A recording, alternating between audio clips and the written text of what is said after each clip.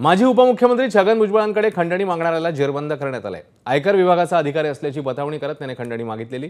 खंडणी मागणारा राहुल भुसारे या आरोपीला अटक झाली आहे। छगन भुजबळ यांचा फोन स्वीय सहाय्यक संतोष गायकवाड यांच्याकडे होत होता डायव्हर्ट।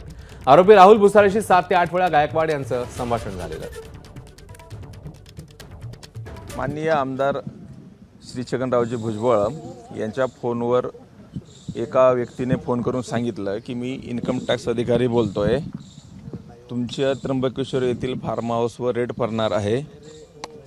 मी इन्कम टॅक्समध्ये असल्यामुळे मी अधिकाऱ्यांशी बोलून तुमचं प्रकरण सेटल करू शकतो, तुम्हाला पैसे द्यावे लागतील।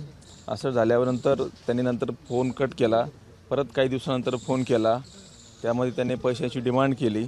पहिल्यांदा फोन 23 एप्रिल रोजी आला, त्यानंतर 2 मे रोजी आला, नंतर मग गेल्या 4 दिवसापासून दररोज बोलणं चाललं होतं। तो मोबाईल भुजबळ साहेबांनी त्यांच्या एका PA-कडे डायव्हर्ट केलेला होता। संतोष गायकवाड हे रेग्युलर त्या आरोपीशी संपर्कात होते। ABP माझा, उघडा डोळे बघा नीट।